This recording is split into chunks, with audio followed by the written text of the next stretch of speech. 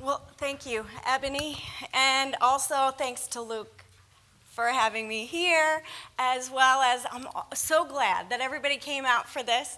Also want to give a shout out to the ASL interpreters. Thank you for being able to help me to communicate today.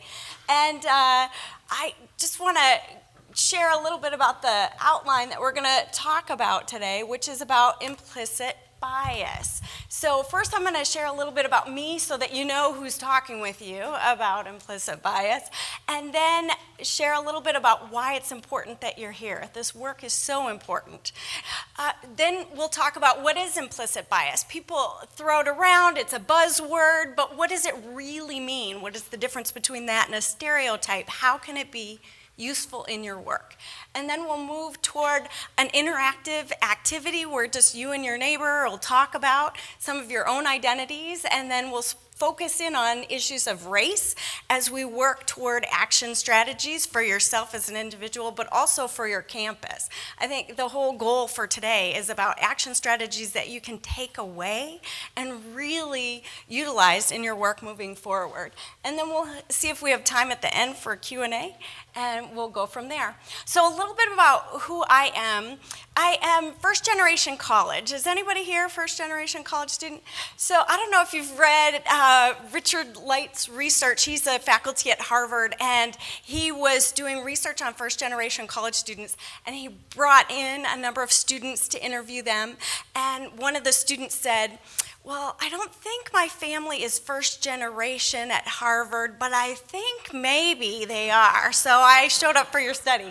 So we're talking about something very different. First generation college to go to college. And so my mom, probably like many of you, didn't know what to do in terms of how to get me there, how to pay for it. You're going to pay for it yourself, but you need to go. So there I was, Eastern Michigan University, which is a regional institution, and then in the summers taking courses at community college and transferring them over. There's a number of different people who are at community colleges. We all look a little bit different and have different pathways. And it's important to think about all the different types of students who are at community colleges and how it makes a difference in their lives, and so I'm one. I went from there to get my master's degree at Syracuse University. I worked for 10 years in student and academic affairs before I started the PhD at University of Michigan. And then, like a dork, I fell in love with research. I was like, what? Research can make a difference? I'm in. This is it. This is for me. And so, University of Oklahoma, and then now I'm at NC State University as a department chair, and then I will be moving to Ohio State University sometime this summer. I'm in between homes right now, and so looking forward to that transition. And so, a part of my research, I won't go through this all, but I have 4 different research strands. I actually utilize qualitative research and I study qualitative research. But in higher ed org and the study of qualitative research, I think the main thing that's important for us here today is that it all focuses on issues of educational inequity and social justice, working toward change. And I think that was a part of the invitation here, was to share some of this with you all today. And so why is it important that you're here? And I know Ebony and Luke already shared a little bit of the context, but I wanted to point out that over 13 million students are in community colleges. That is about half of the undergraduates across the US. And so half are with you, and then half, I know some of you are at regional institutions, 4-year institutions, so that's the other half moving forward. And in terms of educational inequity, intergenerational mobility and immobility happens in terms of race. So when you think about intergenerational mobility, I'm thinking about Felicity Huffman or Lori Loughlin, and so all throughout the generations, I'm going to give my kid a leg up. This child deserves it. It happens over time. Intergenerational inequity, same thing. It happens over time and across the generations. And so white students have held on to their dominance in terms terms of four-year institutions across time, whereas African American students and Latinx students have actually had growth primarily in open access institutions, and often not talked about are Native students. And Native students have been pretty constant moving forward. And I think Ebony's slides show it really well in terms of the differences across groups. But also, about 55% of students who have family incomes about $30,000-ish started at a community college. And then it's about 23% where your family income was about 106. And so in moving forward, that's the context about community college, but what is implicit bias and how does it show up in our institutions? And so I wanted to share with you a little bit of a definition of what implicit bias is, and then we'll move forward in talking about that. So let's see if we can gear up this video here. Implicit bias. Implicit bias. Implicit bias. 2016 was the year that implicit bias went somewhat mainstream. Yeah, so when Hillary Clinton mentioned implicit bias in the debates, our phones started blowing up, all our friends started emailing us about it. But what is implicit bias? Implicit biases are basically thought processes that happen without you even knowing it. Little mental shortcuts that hold judgments you might not agree with. And sometimes the shortcuts are based on race. First, some clarity. Saying someone has an implicit bias is different from calling someone a racist. The word racist is a highly loaded term, right, here in American society. A lot of times, when people are using it, they're thinking of the kind of old-fashioned Ku Klux Klan style racist. But implicit bias isn't anywhere near that, explicit. Implicit bias is something that comes out of ordinary mental functioning, out of how the mind normally works. We've all grown up in a culture with media images, news images, conversations we heard at home, our education. Think of that as a fog we've been breathing our whole life. We'd never even realized it, what we were taking in. And that fog causes associations that lead to biases. I somehow know that if you say peanut butter, I'm going to say jelly. That's an association that's been ingrained in me because throughout my life, peanut butter and jelly are together. And in many forms of media, there's an over-representation of black men and violent crime being paired together. And because of that, I actually deep down inside have been taught that black men are violent and aggressive and not to be trusted, that they're criminals, that they're thugs. With all those associations, I'm not trying to let us off the hook, but in some ways, none of us stood a chance. Starting today, we'll post a video a day dealing with one challenge of understanding implicit bias and its relationship to race and exploring ways we might combat the problem. One more thing, if you're seeing this and thinking that it doesn't apply to you, well, you might be falling prey to the blind spot bias. That's the scientific name for a mental bias that allows you to see biases in others, but not in yourself. We're biased.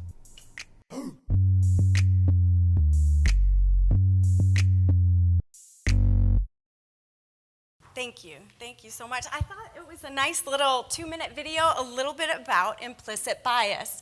And to share a little bit more, it really is pervasive. As they were talking about, it's throughout society. You didn't stand a chance, here it is, and you can't always necessarily identify what it is. It's implicit and explicit. They're very different, so it's not always mutually exclusive. In terms of, if you're interested in learning more about your own implicit bias, Harvard has a test where you can take it. I have it at the end in terms of the resources so that you can take a look at some of their work on implicit bias. But also, it's there are associations that we hold, and they don't necessarily align with what we might say when we meet each other, or in terms of being able to verbally admit to it. So I'll share a little story. I was with my friend Nakenga. She and I, she's African American, driving through Canada to get to the Detroit metro area. So here we are, we stop at a Burger King, and we go up, and there's a white woman blonde hair, blue eyes, and so happy to see Nikanga. It's nice to meet you. How can I help you at Burger King? And just, I'm not racially biased in any way, and so I'm just gonna give you extra attention, overarching attention. And then when I give you your change, I'm not gonna quite hit your hand with my hand. I'll just put the change in your hand without that contact, right? So that's an example of if you talk to her, oh no, I'm not biased at all. However, her actions indicate something very different. And in terms of implicit bias, again, we generally hold these in terms of other groups, but also we can hold them in terms of our own group. That's also called internalized oppression, where you start to believe that as a woman, I'm not good at math, or whatever those biases are that are taught to you, you start to buy into that. So that's also something to pay attention to. They're also malleable, and so I think part of what our conversation and our activity in a second will do is start to talk about those implicit biases and make them more explicit, so then we can work on action strategies. So moving forward, I did want to provide a couple handouts for you. The Kirwan Institute has a lot of wonderful work on implicit bias. Lena, Tenny, one of their colleagues over there, does a lot of sessions. If you wanted someone to come in and do a session for you in your college about implicit bias, that is a great resource. But Mythbusters, I won't go through this. I will let you talk about it and bring it back to your campus, but it is one of those pieces where it talks about what is implicit bias, how does it differ from stereotypes. It's a little bit beyond that. And so how to really take a look at this. It doesn't mean you're a bad person, it just means how do we work on this.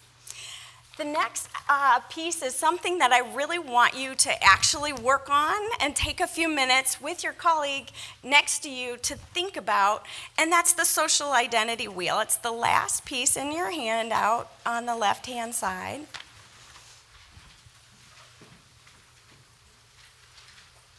And so with this social identity wheel, it comes with a little instruction. So first, what I'd like you to do is to spend a minute or two and actually write in all the identities on the outer circle.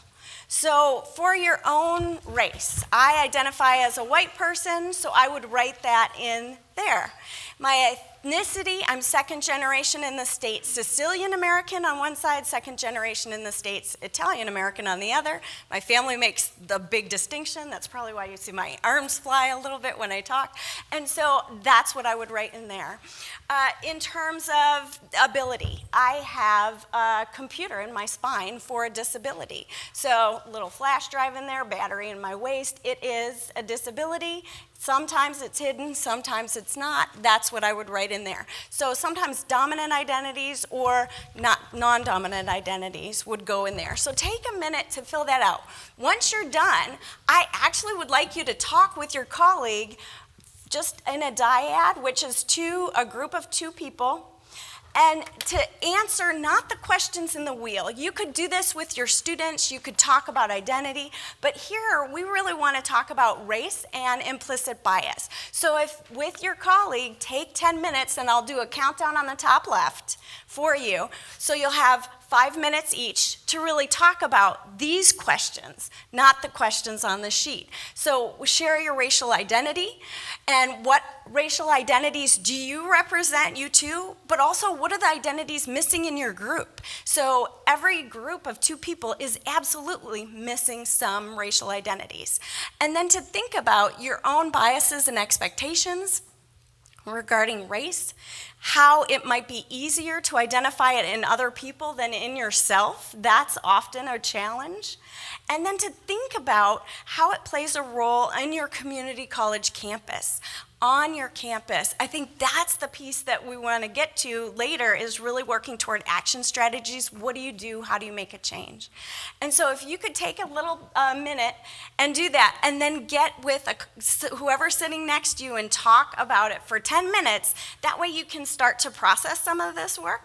So I'll start the countdown in a minute. I'll give you a minute to actually fill out the wheel. And then, yes, actually talk about it with your colleague. So go ahead. And if that means you have to move a little bit, go right ahead. All right, there's a lot of good conversation, which is great. So we're going to come back together, and I want to hear a little bit about this.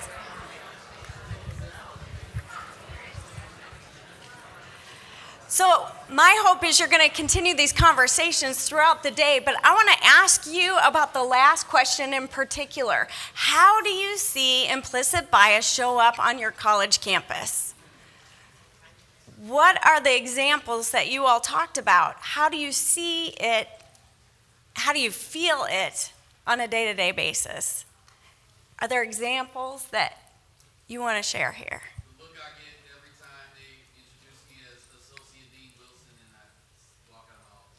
Ah, you get a physical look.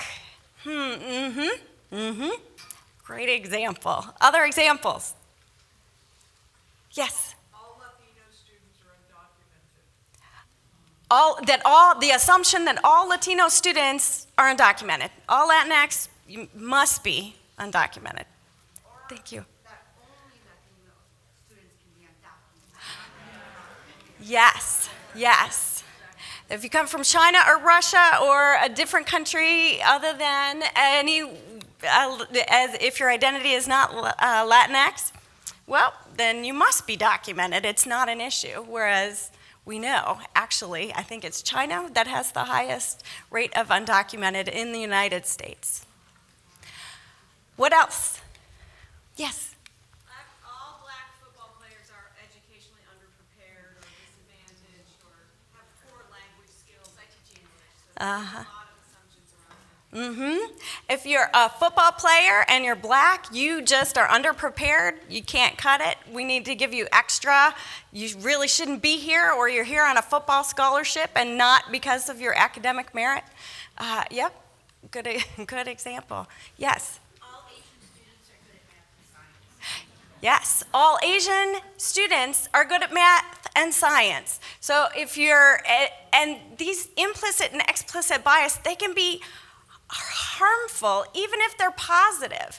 Oh, this is a positive thing. That's not bad for me to think that, but absolutely it is. How do you have assumptions or put things on students that they're not necessarily good at math? What does that make me, a bad Asian person? Wait a minute. Or I have to have this bar instead of, I can't do this, or I don't need the extra help that somebody else might have. Absolutely. Thank you. Yes? Students who attend certain high schools that feed into our community college business, if the high school has a high first-gen population or low income, it is assumed that they will go into developmental ed. It is assumed that they're underprepared and they will not be able to do well in college. So the extra supports that we could provide, we don't always provide. So it's an assumption that if you come from certain areas, first gen, rural students, that you're underprepared and that that we're just going to make this assumption blanket that you're not prepared to be here. Yes?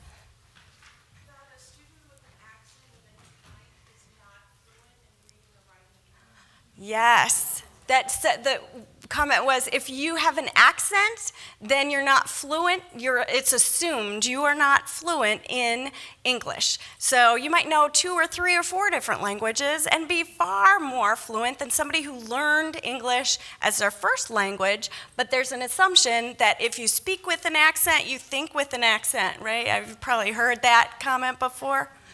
Thank you. One more. Oh. Say that again, I'm sorry. Yes, yes. My hairstylist is covering up my skunk stripe for me. Yes, if you have gray hair, you can't possibly know how to do the computer equipment. One more, thank you. If I could please add to what my new colleague said, but look at the other side. Yes. Look at the professional side, that all persons of color, all black people, Caribbean people, you have an accent, so you naturally have an attitude, you don't know what you're talking about, you're rolling your eyes. That's the other end. Thank you so much. Yes, yes. That I'm going to make all these assumptions about who you are, how you're going to enter the space. Absolutely. These are great examples, and now we're going to move to what do we do about it, yeah? And then we'll talk about now what do we do about it. So when people see you walk out of your office, or when you're putting study groups together and students are treating each other with some of these assumptions as you're trying to put students in groups, or if you have residence halls and students have roommates and make assumptions, how do you address it on your community college? What happens? Well, let's do a little experiment. I'm going to ask you now not to think of a white bear. Do not think of a white bear no matter what you do. Do not think of a white bear. Absolutely don't do it. And now still, do not think of a white bear. How do you get yourself not to think of a white bear? How do you get yourself in the moment? I don't see the hijab. I don't see it. I don't see it. Well, I don't see this person's race. I'm colorblind. Oh no. What do you see people do in that moment? Fidget, look away, not look at you in the eye, which is distracting. Now, you'll see people do certain nonverbal behavior in order to not do it. Well, why is it so hard? Now I'd like to actually turn to the action strategies and to start thinking about, now what do you do? Now that we've named all this, we see it, we feel it every day. How do we equip ourselves with action strategies? I think on the basic level, there's a conversation about let me reiterate some of the stories. So don't think about the white bear. No matter what, don't think about it. It's hard not to when you see it right there, right? Don't pretend I don't have a race, that I'm not a white person with all this white privilege. No matter what generation my family came here, I enter a space with white privilege. And so you see that. That's a part of how I enter the world. So you absolutely, it's not about ignoring it. You can't. And what people do is try to, quote, act normal, right? Which is absolutely coded language. What is normal? Normal for whom? So people start to have all these nonverbal activities as they're experiencing this dissonance in themselves. I also gave you an example of a fast food restaurant with Burger King and Nikenga, and what do you do if you're the employee and here is, oh no, this is the only black person around for like 20 miles in any direction. What do I do? And so I think some of the strategies that you probably are aware of or to help students with is to have them slow down. Have them slow down, have them be more deliberate, have them think through, try to make some of this implicit work explicit by doing activities like the social identity wheel, having students who are newly entering college talk about race and their own identities, and once you learn more about yourself, it helps you to learn more about other people, start to have dialogues in class or intergroup dialogue. I know we'll talk about that a little bit more later with Stephen Quay. But also respect, and I think respect means something different. I always see implicit bias to try to address it, show people respect. Well, in my household, Italian, people are always talking over each other. They're slamming their hands down. I think my mom hit my partner Frank within the first month of knowing him. She just whack, and he freaked out. He's, what? What happened? Well, my best friend since forever said, no, Frank, that means you're in. That means she likes you. She was comfortable enough to whack you across the table. That's a good sign. It means something different in every household. So your own assumptions are not everybody else's. And so I want to talk now more specific about action strategies and break it down on different levels. So this is your standard ecological model. Your standard looks kind of like a googly eye that kids would have on toys. But there's the individual level, and you can work with students on that.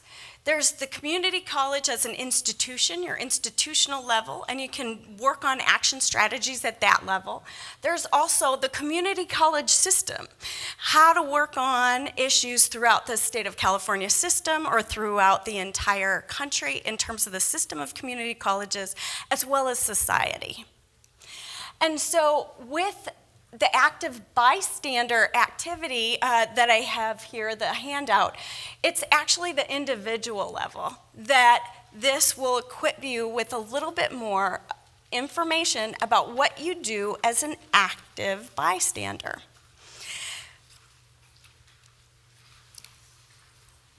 Some of the things that they talk about with active bystander is to identify the emergence of bias, to identify it whether it's in yourself or others. The first thing is awareness and really understanding what's going on, and then you decide to address the situation. That's an internal conversation. First you have to think, what am I going to do? How am I going to do it? And then you actually address it.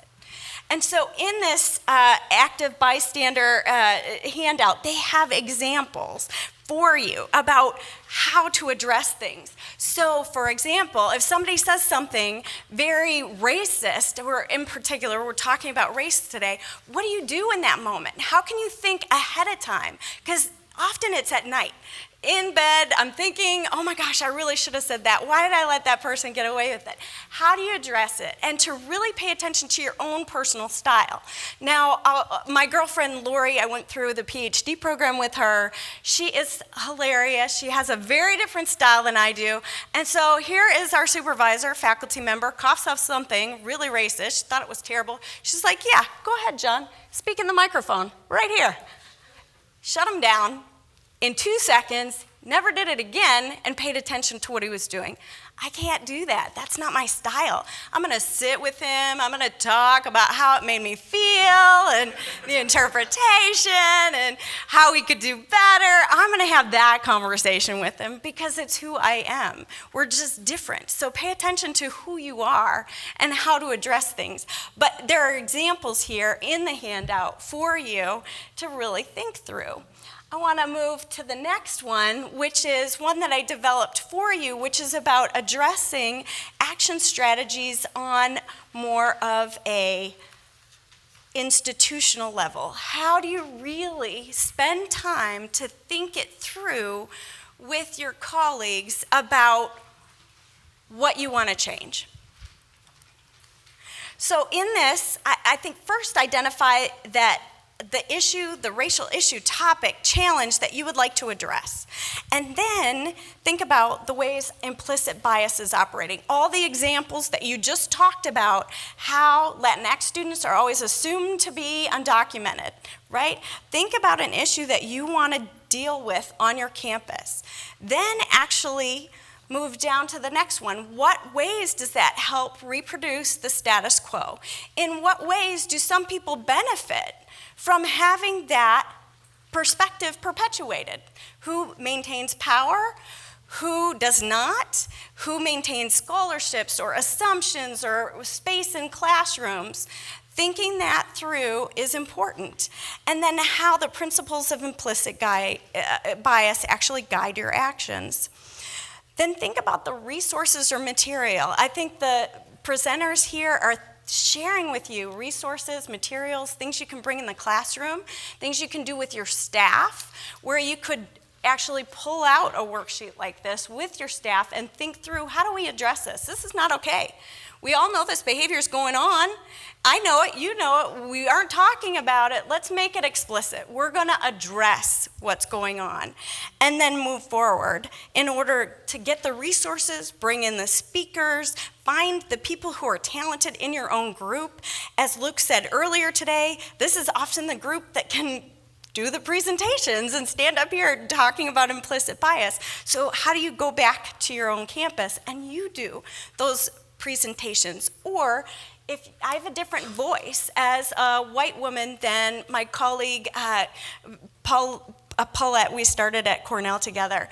She's from the Caribbean. Here she is talking about race with her staff, and they weren't having it. But if I did it, I got away with it because I look a little more like Pollyanna, right? That's okay, but it's not how I operate, right? I'm not going to let you get away with it. Let's have conversations. And so then we served as allies for each other. What needs to happen? How can we help each other's staff and push the group forward? And then what you need to do in terms of pursuing that action. I think that and the next piece is important in terms of what are you going to do? What are you prepared to do? For example, if Lori saying, "Hey, John," speaking to the microphone, was going to mean she lost her assistantship and lost her job, sometimes you have to take a pass. And I'm very aware that not everybody can say everything at any time. If you have children that you have to feed and you need that paycheck, you can't always go down that road. And that is not, it's just a reality. So then, go back to the beginning. Think about a different issue or how you would address it in a different way, and just own that. That's a part of reality. So what I'm trying to do a quick time check here. What I think we have a little bit of time for you to take this action worksheet and to think about it with your same colleague, the same person that you talked with about what's going on campus and your own identities. Now talk with each other about what is that one issue. If I'm going to address this when I walk out of my office all the time and I get these looks and I'm done, what needs to happen? Who are my allies? Where are my resources? How do we make change in that situation?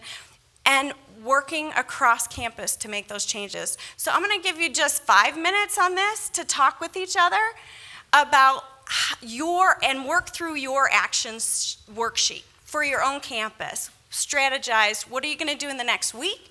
What are you going to do in the next month? What are you going to do in the next year? 5 minutes. I think these conversations were even more intense than last time. I hope that this was helpful to go through and actually spend some time. We often fly through some of the action strategies, like what I did with the Mythbusters. Just go do it at home. Bystander, go do it at home. I mean, those are things I am making assumptions that everybody at this conference can read. I know not everybody in my sessions always can read or read English, but I know with this session, I did make that assumption. And so I hope that you take some of those exercises back, but I also wanted to make sure that I balance that with time to actually do some of these, because I think that's what makes the difference when we give ourselves the privilege to have these conversations and actually work it out. So with that said, what action strategy did you pick? If anybody wants to share and talk us through what you talked about.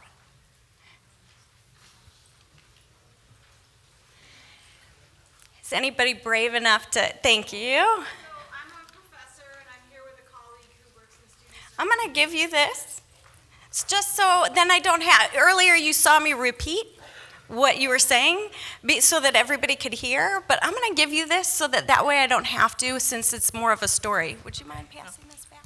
Thank you. So I am a professor, I teach English, and my colleague I'm here with today is from Student Affairs, Student Services, and we were talking about a program that I teach in where a lot of the students are minoritized students, and I was describing my cohort of 10 that I had last semester, and we were talking about, she runs a leadership development program, and I said, I don't think that my students imagine themselves as being somebody who could be a candidate for being in a leadership program, so how can we work together, basically? So we started talking about that. Yes. Yeah. So leadership program, now I'm going to go to everybody else in the room. What are some action strategies that, what's your first name? Karen could take in terms of working with minoritized students and having students feel like, yes, I can be in a leadership program. What are some action strategies that you can think of or that you've done on your own campuses in order to do that? Yes? I don't have an answer for that, but I would Okay. like to clarify this term minoritized. I've never Oh, there's a question about the term minoritized. So you've heard the term minority, majority white. And so there are some scholars in the field who have worked to push it toward minoritized. So there's two different things that I think are important. One, people of color will be the majority very soon, right? It's not always minority, right? I'm sorry? You already are the majority. And I think with Latinx in particular, people are watching that and you hear a conversation of, what's going on. And then with minoritized, it's that here is this system of oppression and throughout the country that is happening to you. It's minoritized as opposed to that's how you are operating. It actually has a element of the word that actually links to systemic oppression and how someone is minoritized through day-to-day actions, policies, and all that. Is somebody else want to add to that, please? I threw DeAndre Butler under the bus because I think that it's about those partnerships between people. He runs a program at our school that is an amazing resource for students called Trio. And so I will walk people into his office and he will stop what he's doing to show them they are leaders. So I think it's when you have partnerships with existing programs that are, and he's like the national guy, and I have to say this, right? National chairman of life or something. But something amazing, but then when you have those stars on your campus and you can partner with them as faculty, then you walk them over and get them those resources. So I think that that's how you show them they're leaders, is somebody else, he's picked up, I can't tell you how many students and changed their lives. So really making partnerships in terms of leadership, utilizing resources right on your own campus. Here's a TRIO program. And so not everybody can play every role. And so here's a good example of, let me just walk you over and how to help students feel like they can be a leader. Go ahead. So just one thing related to that. Yes. I'm director of the Leadership Institute at a large institution. Some of this is about bias too. Yeah. Calling out the myth of leadership sometimes. Because sometimes we have to demystify what leaders do, who the leader is, because there is an archetype out there in terms of who the leader is, who gets to be a leader, and how that happens. And what we have to do is help students understand what the process of leadership is in terms of their own development in relationship to what contributions one sees, how they do that with others, how they work with others to see improvement changes or some sort of interest in relationship to their leadership, making and contributing and making something better and doing that with others. So sometimes, we have to just totally demystify what we have. It goes back to what you said culturally, what we have seen and what we have been given. Because now leadership has been demystified in a lot of different ways. That's why we're seeing more women in leadership. We're talking about more relational leadership, and that comes from women's contributions in relationship to how we see leadership and how leadership influences an environment and how we work collectively, collaboratively with others to see improvement to an outcome. Yes. Thank you, and thank you for projecting. I appreciate that. What leadership is not just one way. There are multiple ways to be a leader, and so how to really show all the different ways there are to be a leader, and not just that one dominant, prevailing student who is chair of student government, and that person gets categorized as a leader, but not necessarily all the people who are working around that student in order to make student organization function. Absolutely. I want to, yeah. I think I would first not assume that this group of students would be interested or qualified for a leadership conference because of their placement in that particular course. I would present the leadership conference the same way I would with any group of students. So I think that's first. if there's a leadership conference, I would talk to all of my students about it equally, not just assume that a particular group of students would be interested or wouldn't have, wouldn't want to do it. But I think that what's unique about Black students or students that are in developmental classes is that their access to like a leadership conference or something like that. And so I would ask questions like, what would you need to be able to attend this conference? Do you need transportation? What's your availability? What are the requirements of this leadership conference? How can I equip you with the tools or skills that you need so that you can be successful in this program? And so I think those are more fruitful questions to kind of address with that particular group of students. But I think that you present the same opportunities to all of your students in the same way. I don't think that we should think about or assume that certain populations of students, may not fit or may not be interested in certain programs, but they just might have different needs or different needs as far as access to them. So you're identifying what are the barriers for leadership? One of the questions on here, I can't remember what number, that you're actually identifying the barriers, you're trying to break down those barriers for every student. And then also, what I hear you talking about are where the ways in which implicit bias or internalized oppression might be operating, where people think, well, I'm not that student leader, I'm not that, I can't do that, I'm not in that, how to break that down for people. And then also making sure that whether internalized oppression is operating or not, making sure that any opportunity you're giving to everybody. There's a tendency to pick out just a couple students and say, oh, let's have this opportunity go to you. I'm thinking about, with this example, a colleague of mine who is from China. She came over, we're in the PhD program together, and I keep getting all the opportunities. I keep getting the faculty asking me to come into a room and then break down the analysis of what's going on in this conference and what are the themes, and let's really break it down and figure it out. Well, here's my colleague, Shu, who is from China. English is her second or third language, and she is amazing at really thinking through constructs like that and really working toward theming and coding complex issues in organizational structures. So my action step was, I knew I wasn't going to get fired just for saying this, right? So I knew I was going to do it. I talked to my faculty colleague and said, she was really great at that. It was an easy invitation to ask him to invite her. He did. They worked on it for a couple of weeks. They came back, they presented it to the faculty, and I heard him after talk about, oh my gosh, she's really good at this. And it goes to what you were talking about earlier in terms of accents, and if somebody's doesn't have English as their first language, you think they're not necessarily smart. The woman's in a PhD program. The woman's really good at this. Yoke the strength of all the people that are in your community and in your group. Paying attention to that matters. I want to move forward in terms of what are other strategies that you could use. This is a book by Jim Crowfoot, Mark Chesler, Amanda Lewis about challenging racism in higher education. They actually go through and talk about how it's really important to have an explicit mission. People on your team need that.